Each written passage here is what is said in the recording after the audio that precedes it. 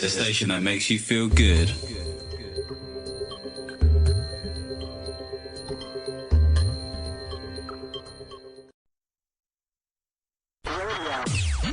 UK Health Radio. The station that makes you feel good.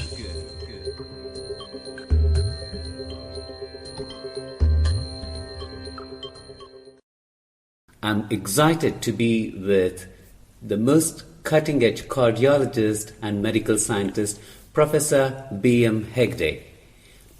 Professor B.M.Hegde, would you like to introduce yourself? Well, I have been a student of human physiology and human pathology for the last nearly 60 years, ever since I joined the medical school in 1956. And would you believe, now I feel I am still a student in search of the truth. I remember you published a paper in 1968 on the use of coconut oil and its benefits to health. And today, coconut has become such a popular superfood. And 20 years ago, if you spoke about coconut oil, people would be worrying about it being a fat and having negative impact on cholesterol, triglycerides, heart conditions. What motivated you to look at something which was so cutting edge in 1968? Very simple. Traditionally in India, especially in the west coast of India, people depended only on coconut oil for everything. So did people in the United States of America up until 1930. Even bread was made with coconut oil in America. Mm-hmm. Now for some political reasons, local reasons, they had to change that. Let's not go into that. Now my experience was that as a child, I have been seeing people who use coconut oil for everything from rubbing on the body to eating coconut, etc., etc. They lived a very healthy life. Mm-hmm. Especially if you see Kerala girls who use a lot of coconut oil on their head and take bath every day but do not use soap. And these people have no dandruff, no hair fall, no browning of the hair, graying of the hair, so cute and so young. And people, I had a grandfather, he used to always tell me, he needed 2 coconut chutneys in a day.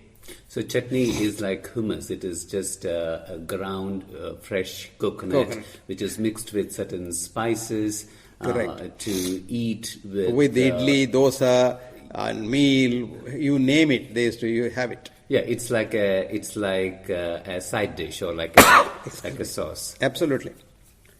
These were all healthy. That's number one. Number two is, if you went into the science of coconut oil, the fatty acid in coconut oil is sodium monolaurate. Mm-hmm. And the fatty acid in mother's milk is sodium monolaurate. These are the only 2 things in the world which have the same fatty acid. Though we have, for our business purposes, classified coconut oil as saturated fat and unsaturated fat, etc., etc. This is artificial for business, the classification. The true classification, what is the fatty acid? Sodium monolauric acid. Now, very interesting thing is, even in the 60s, 70s, when the world was going gaga against coconut oil and for various other oils, infant food had to have coconut oil base. For the simple reason, if an infant doesn't have a mother, and if it has to have some food which contains some fat, the only base can be coconut oil, because that's the only base containing sodium monolauric acid, because an infant does not have pancreatic lipase. Infant has only salivary lipase. So salivary lipase can digest only 2 things, mother's milk and coconut oil. And both these things get digested in the mouth. Yes. So the advantage even now, for example, coconut oil is used in the West for treatment of Alzheimer's disease. You just put it in the mouth, it gets converted into ketones, and ketones directly go into circulation. And only dead or dying brain cells can take ketones, not glucose. That is why it's a treatment, or even for prevention of Alzheimer's, coconut oil is a trick. I think this is now, knowing all this, then I thought, why are these people doing this? So I went and asked so many people, and I was those days a student trainee in London, and I had contact with very good people like Sir Michael Oliver, who was the president of the Royal College. And Michael Oliver was a man against this fat business. And he was invited to chair a session called Transatlantic Consensus Conference on Cholesterol. Right. So there he, of course, expressed his views, etc. They agreed everything. When he was flying back, the newspapers were writing, Professor Michael Oliver has agreed for a consensus saying cholesterol is bad for health. So he came back and wrote an article in the Lancet, Consensus or Nonsensus Conference on Cholesterol. So I said, look, all this is because something, so I must tell the truth. So I wrote an article, and I got into a lot of trouble. Yes. But I'm alive because my department met. I was the associate professor then. My department met and said, here is a nut. You can't have him in the department because he's doing something against the establishment. So we'll throw him out. But somehow or other, providentially, I was not thrown out. Eventually someone else prevailed and they didn't throw me out. To that extent they can destroy you. You will be surprised. In the 50s, in the 60s, there was a man called John Yudkin in London. He was the professor of nutrition at London University. He was saying right then also, fat is not the cause. The real bad cause of the be-all and end-all is sugar. And because he wrote a book called Pure, White and Deadly, would you believe that he was, of course, dismissed as a professor of nutrition? His degrees were stripped off and he had no job. All because he wrote a book and which went against the business interest. It's really interesting, Professor Hegde, because with the summary of longitudinal studies, also, Dr. Walter Sibolet, who was the Dean of Public Health School of Harvard University, who has written Eat, Drink and Be Healthy, which is the Harvard Medical School's guide for healthy living, really talks about the benefits of fat. And now we understand that cholesterol may not be bad. But could you please, Professor Hegde, describe why cholesterol is not bad? It's very interesting now that you say that. It was the Harvard University professors themselves. It was the Harvard University professors themselves who created this whole myth for money. 3 professors, so-called scientists in Harvard University, were paid $50,000 by the sugar industry because sugar was supposed to be very bad for health, which is bad. And they wanted to take away that myth because they didn't want their industry to be suffering. So they told these scientists, create something called fat, which is a ghost, and sugar is good.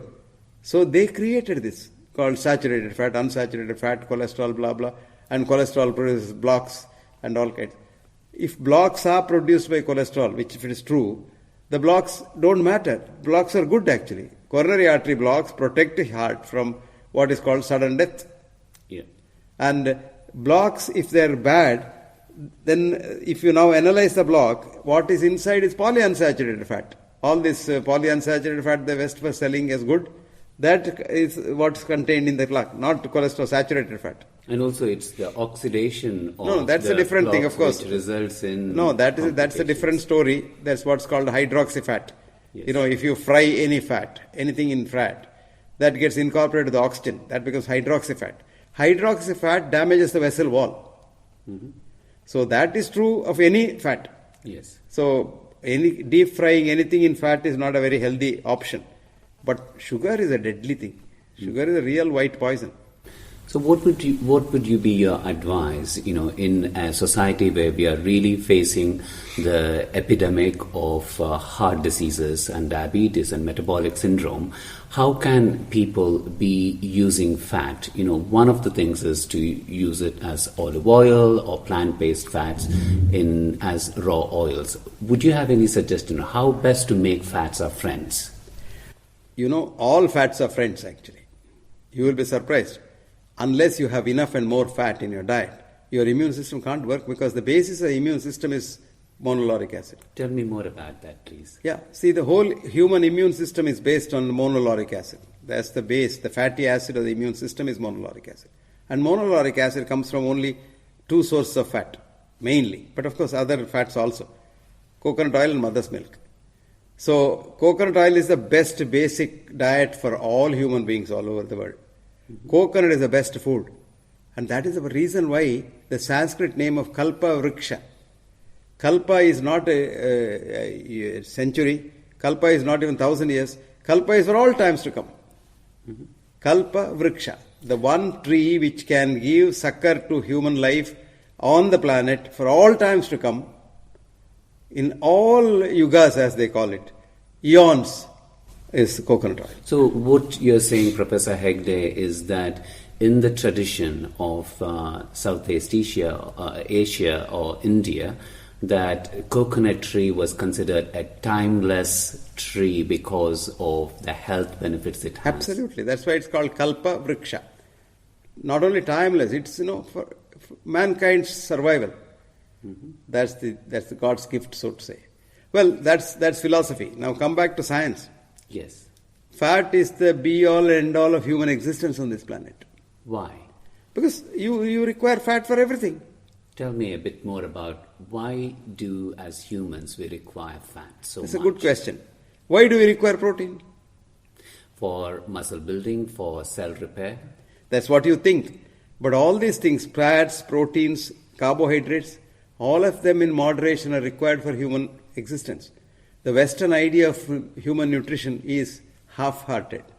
It all started with the Second World War. With the German army's secrets leaked out to the Allied forces, the German army people were supposed to be very healthy. And their diet was 1 gram of protein per kilogram body weight per day. Okay. Which is 70 kilograms of fat every day, milligrams fat every day, kilograms of fat. Now, if you took that kind of protein, if you took that kind of protein, all people will have kidney damage. A professor in, I think it was Johns Hopkins University, who was living with with the students. And the students' fad at that time was reading a book written by the British Prime Minister Gladstone, who used to write on everything under the sun, though he didn't know it. He wrote a book on chewing. Gladstone wrote a book on chewing. And he said, I quote, if a man can chew a morsel of food 15 times, 200 times, he'll be very healthy. So a lot of these fanatic students, they take to these kind of things. A group of students used to eat every morsel of food 200 times. And a professor of biochemistry who was living in the dorm was watching these boys. So he said, let me do a study without their knowledge. So he watched these students and initially studied them and took their health measurements. 4 years in the dorm, he studied them. They were eating. If you chew every morsel 200 times, you can't end up taking more than 15 grams of fat in a day. 15 grams of fat in a day. And at the end of 4 years, he found them to be healthier than the others who were taking 70 grams of protein per day. Right. 1 gram per kilogram body weight. Yeah. So then itself, you don't require that much of protein. It's not for muscle building and things like that. No. But fat is also like that. Every cell's wall is fat. That's true. And cell wall is cholesterol. And every day you lose billions of your cells and replaced by new cells. So if you don't have enough fat, these cells will have very inadequate wall. So you can't rebuild the cells. No, you can rebuild the cells, but the wall we can't rebuild. Right. So if you have a weak wall, the cell content will spill out. And cell content spilling out is called necrosis. Yes. Whereas cell dying by normal is apoptosis. Yes. So necrosis is the beginning of all the environmental damage like cancer, etc., etc. So tell me, the necrosis, or where the cell wall is not able to reconstruct itself because of lack of cholesterol or fat, what are the medical implications of that pathology? Plenty. Starting with cancer, up to common cold. Everything can happen if the fat is not properly done. See, even if you have common cold, millions of nose cells die. They have to be replaced. So you require fat for everything. So you can't say, I'll be a fat-free man. And if you see these people taking anti-cholesterol drugs like statins, they age so fast, their skins lose their elasticity. They look like haggards, old people, and they're so skinny, they're cachectic. And cachexia is one of the important causes of death. Even cancer doesn't kill. Cancer, cachexia kills. Okay, what do you mean by that? See, cachexia is malnutrition, subnutrition. Yeah. So it kills, provided you are a person otherwise eating. There are people who never eat, never have eaten in their life. They don't drink water, they don't have any food. They are called inedias, inedia, I-N-E-D-I-A. Okay. Inedias don't eat anything, and they don't produce any shit, they don't produce any urine, and they don't lose weight. They are so balanced, so beautifully balanced. And physiologically, how is that possible? That's possible because you have this, in the heights in California, Yosemite for example, you go up the height, there are these black bears. They come, they don't damage you. If you go to camp there, they'll come and roam around, but if you damage them, of course they'll kill you. These bears sleep for 3 months sometimes. Simply sleep. They don't take anything, not a grain of food, not a drop of water. And they don't move. All our physiology is if you don't move for 7 hours, you'll get deep vein thrombosis and all rubbish. And if you don't take water, you'll get ketosis. Yeah. If you don't take food, you'll die, etc., etc. These black bears have been studied. They have no disease at all. And if you wake up the bear in the middle any time, it's more powerful, more energetic, and more lifelike, and better in health to kill an enemy. Wow, Professor Hegde. And if you see, hang on, if you see the creatinine levels, instead of going up, they go down. If you see the muscle mass, it is better. If you see the bone density, it is better. And a lot of people wanted to do studies on that, see why it happens. No funding came. Because if they find out why it happens, and then the whole business of dialysis and kidney failure is gone. Inadias, a lot of studies are done on inadias. There are mystics in Europe who are inadias. There are yogis in India who are inadias. And one scientist from Cambridge has done a lot of work, Rupert Sheldrake. And Rupert Sheldrake was almost an outcast in Cambridge. People don't look at him. They say, oh, he doesn't know what he's talking about. There's the only man who knows what he's talking about. So this is how the industry works. This is how the whole establishment works. That makes me think about the importance of fasting. Of course, most of us cannot be taking that extreme step of not eating anything at all unless, intermittent fasting, even in the conventional medical system, is supposed to be good for health. As a matter of fact, intermittent fasting is so good because, you are giving complete rest to all your organs at least for 1 day. See, every organ except the heart is not equipped to work continuously. Heart is done because heart has got a special blood supply and heart has got a special capacity because the perforating heart vessels dilate 5 times, which is called coronary reserve, which doesn't happen with others. Supposing I use my hand, go on using my hand 24 hours non-stop, I won't be able to do that. My hand will be dead, but heart can continue. But hand, what does it happen? The more it works, the more oxygen it extracts from the same blood that comes. And after some time, it becomes blue. And if I cut my vein and see and go on doing, the blood coming out will be initially red, then blue, blue, blue, then black, black, black, black, pitch black. So my hand will be dead.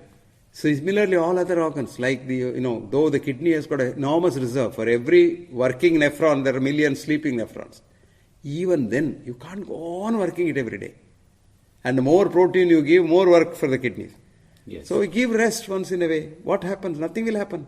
So what would be a kind of ideal frequency with which one can do fasting? Yeah, see, if you look at Indian scripture, they do fasting once in 15 days for Ekadashi, Dwadashi and Trayodashi. These are ideal things. This happen. So once a week you can fast. 11th day of the lunar cycle. Yes, 11th day, 10th day, etc., etc. But what I'm saying is, if Western calendars say once a week, Sunday is a day which don't work much. You can fast on a Sunday. You can fast, fruit fasting on Sunday, the complete fasting on another Sunday. But don't stop drinking water because your kidney can't get used so quickly. Yes. You don't become an inadia overnight. Inadia requires training. And they get their energy from other sources like the sun. We all get our energy from the sun. Food is only for maintenance. So overeating is bad. All the energy comes from the Schumann ring, which is all around the globe, coming from the sun. So what's that Schumann ring? Schumann ring is the ring of energy circling the whole world coming from the sun. For the benefit of our listeners who may not understand much about Schumann resonance. No, not the human resonance. It is Schumann ring. Okay. Schumann is a scientist who described this. And Schumann resonance also comes from the Schumann ring. Right. This is the energy. The sun has the biggest energy. Sun, there's nothing in this world which makes so much of energy as sun does. And we still have not understood how the sun makes hydrogen. In the center core of the sun makes hydrogen. So sun's energy runs us.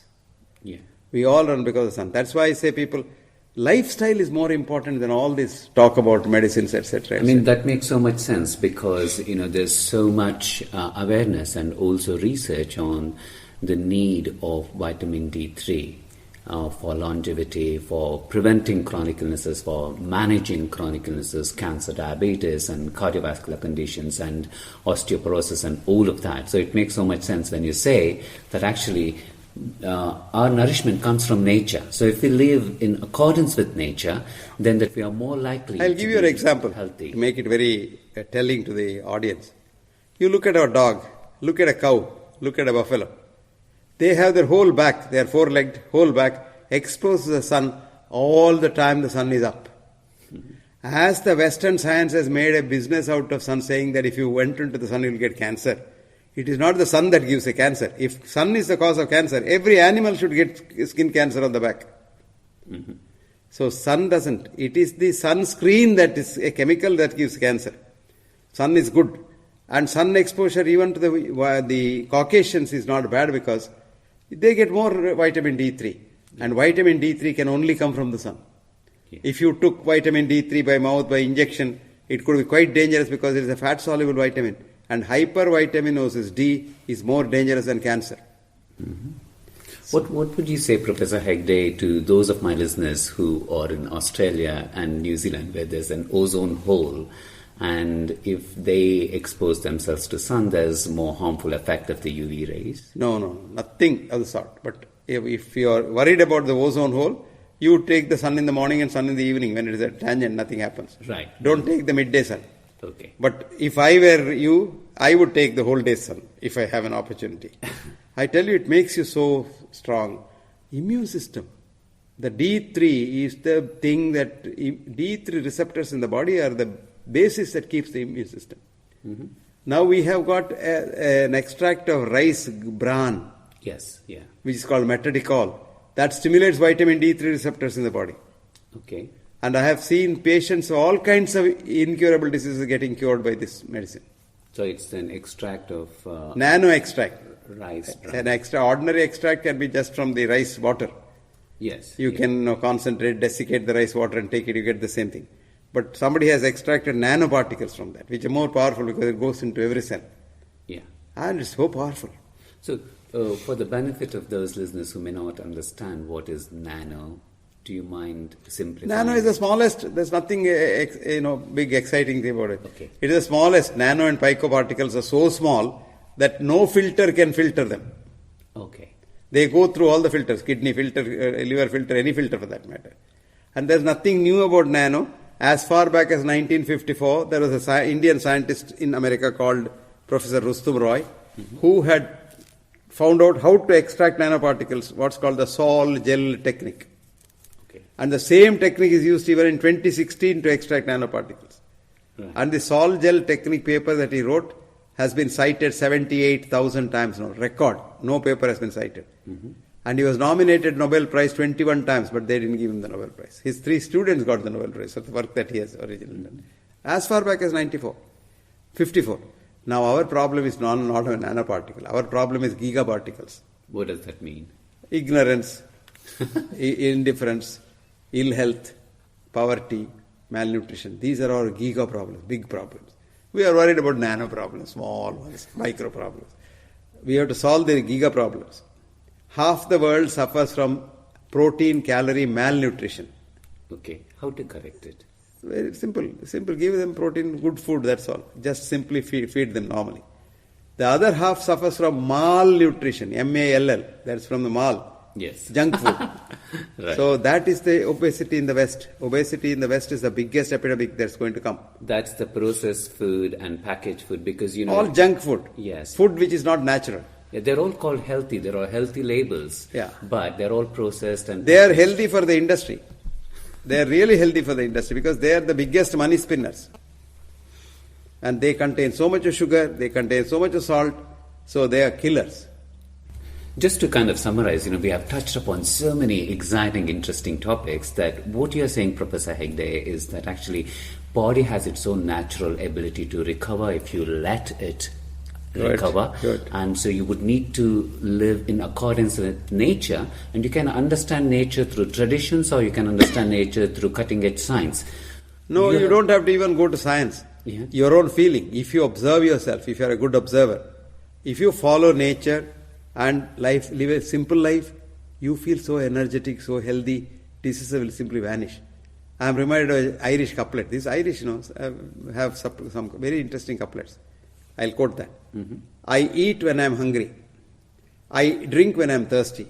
If heavens don't fall down, I'll certainly live till I die without any illness. Fantastic. They're very interesting. See, our biggest problem is eat when we are not hungry.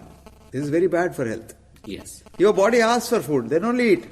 Who has told you that you must have a breakfast, a lunch, evening tea, night dinner? Nobody has told you. Could this be because, we come from a generation of post-industrialization where we all had to work, we were kind of people on the production line where we were treated like machinery? No, not because of... It is because of the compulsion of this kind of work ethics.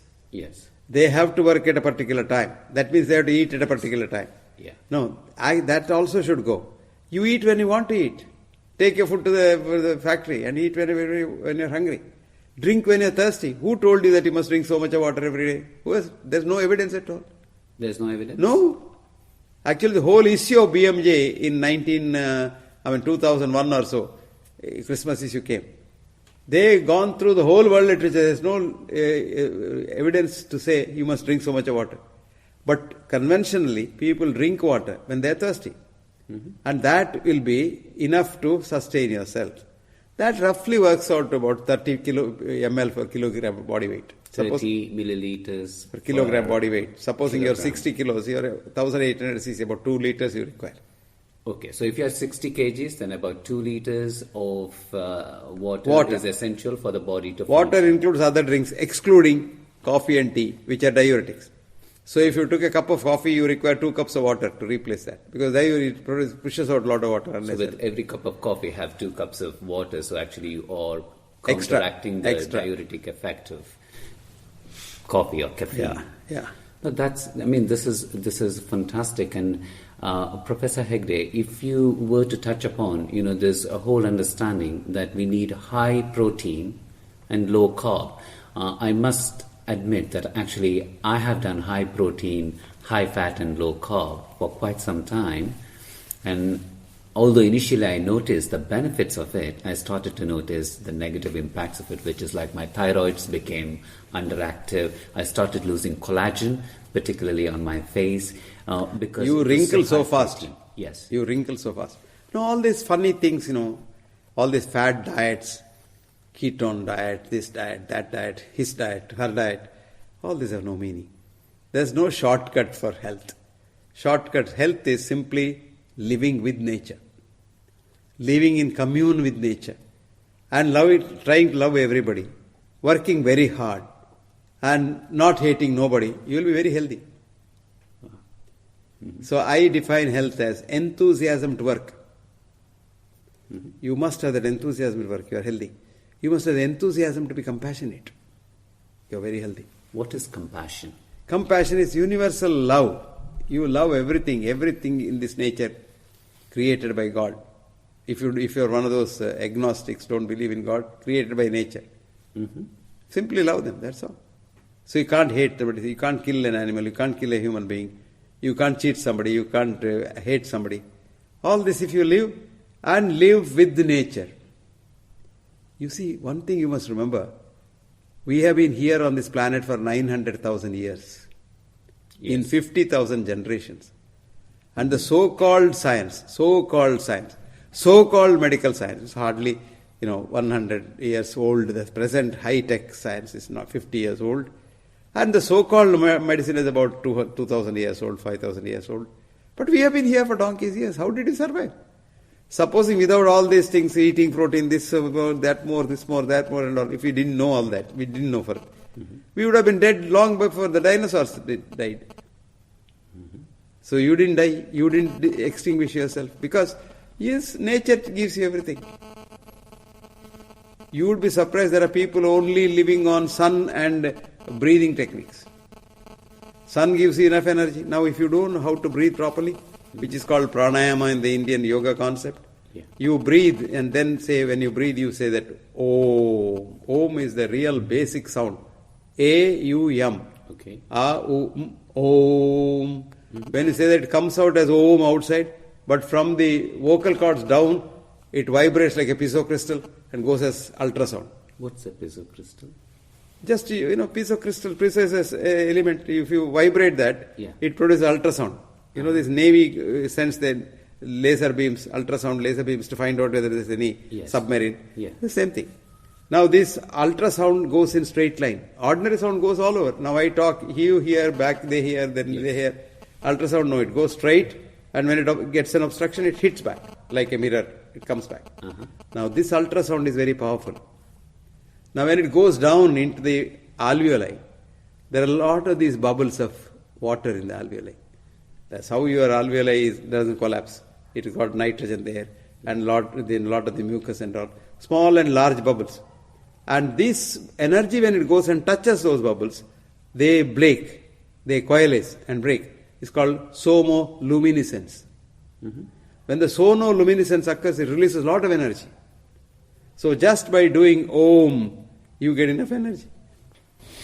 Professor Hegde, you are 78 years, and if I may share that with my listeners, the reason I want to say this is because I've seen you being so active, very fit and very alert, and you're still extremely productive, where you go around the world teaching seminars and workshops and attending conferences.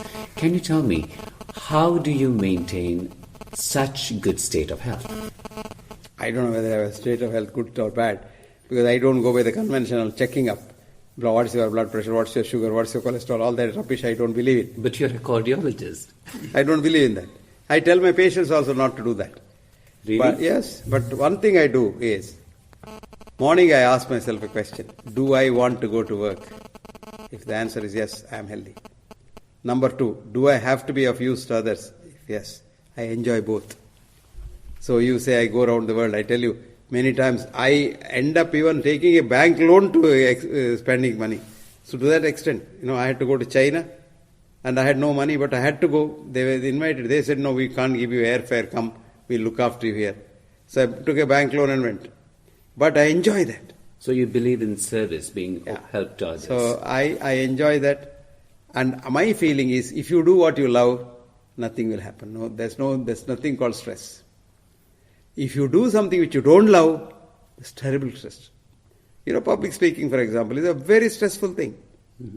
We have done work when I was a student in London, when I was a trainee in London, we have done London bus drivers. We are monitoring their heart rates. You must see when the London bus drivers overtake in the highway, their heart rate almost touches 250. They don't know, but they are so tense. When you overtake, you are terribly tense. All this is right, but if you enjoy driving, nothing happens. Your heart rate comes back to normal. If you hate driving, that can kill you. That's extremely interesting, because the difference between people who perceive stress and those who don't, even in adventurous situations like skydiving or jumping off a cliff with a parachute, is that moment when they enjoy, their brain tells them, do it. And if they resist it and if they have fear, that's what creates stress hormones. Yeah. We did study public speakers in London, in that park, Hyde Park corner. Very interesting. Those who don't like public speaking and are forced to, they're training for public speaking, they get a lot of arrhythmias in the heart during the Holter monitoring. But those who take it as a choice and enjoy it, nothing happens. They don't even one heartbeat extra. It's just normal. So do what you like. This is a simple formula I tell my students also. Do what you like. So you have to choose a vocation where you feel inspired and enthused. I just jokingly tell people, choose the wife of your choice, the job of your choice, the house of your choice, and everything that you like. Nothing will happen. But that's impossible in life. But then what I say is, love what you do. Yes. Then you're fine. You can't always get what you love, but love what you do. Fantastic. One day, I was giving a lecture in Indian culture in London. I still remember the day. I was talking about culture and all. Question time. I said, questions? Yes. One man asked, what is this culture you're talking about? You marry a girl whom you have never met before. Rubbish. What is this called culture? Everybody clapped. So they thought, the speaker is finished. So I asked him, sir, can I ask you a question? Yes, go ahead. Do you have children, sir? Yes, of course. Do you love your children? What do you mean? You're insulting me? No, I just asked a simple question, matter of fact. Because did you know your children before they became your children? He was floored. So you started loving your children after they became your children, right? I started loving my wife after she became my children. What's the difference? I said. Everybody stood up and clapped. No, that's fantastic. We are coming to the end of our fabulous interview with Professor Hegde. Hopefully, we can have Professor Hegde for another interview, as many of our listeners will benefit. Inshallah. Listening to a cardiologist, a cutting-edge medical researcher who predicted that coconut can be a lifesaver in cardiovascular diseases in 1968. Actually, there is a book written by somebody who has written all that I have been saying, which was against the conventional thing, which has been proved right now. About 10 or 15 things he has written in that book. Mm-hmm. Prophecy of B.M.Hegde proved right. That's the title of the book. So the title of the book is Prophecy of... Or something like that. B.M.Hegde. I don't know my book's titles correctly. But I think something like that, Prophecy. Would you mind recommending a book that my listeners can go and learn from? Well, a number of books are there on this. But simple books are simple, very simple book is You Can Be Healthy is a book that I have written, published by Macmillan's. You Can Be Healthy. You Can Be Healthy is the title. Okay. It's Macmillan's. Mm-hmm. Macmillan's India. Mm-hmm. Okay. And very simple.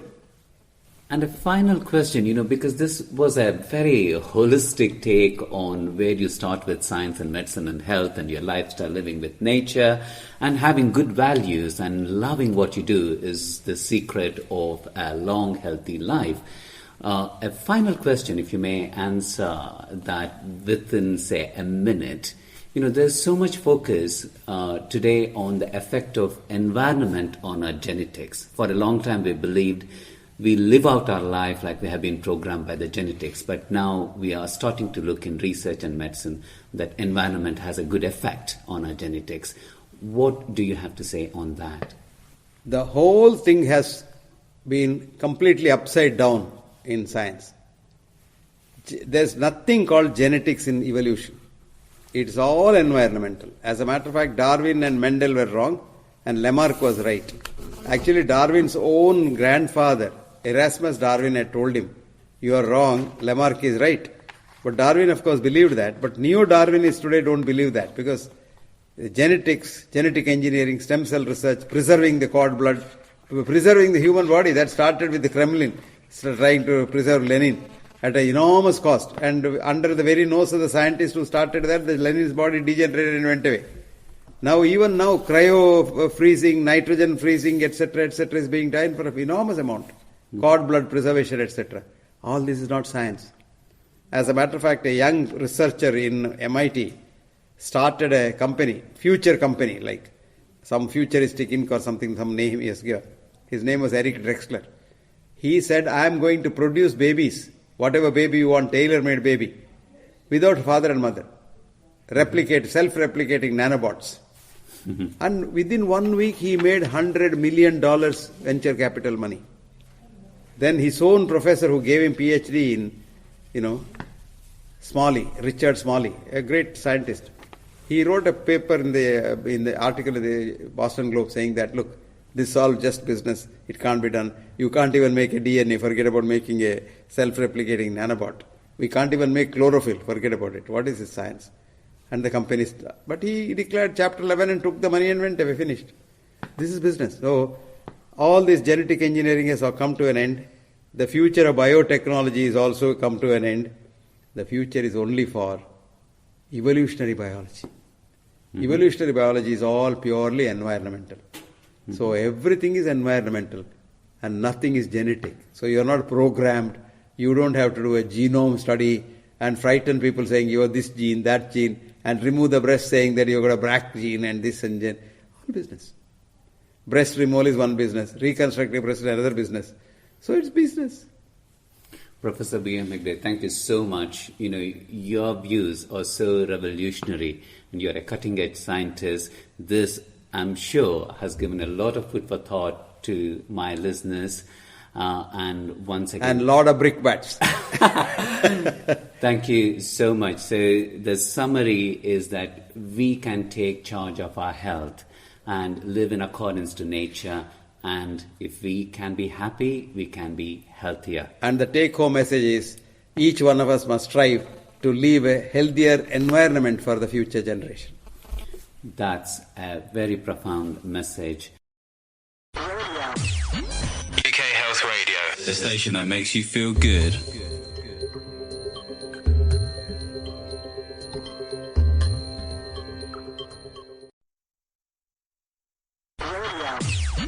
UK Health Radio, the station that makes you feel good.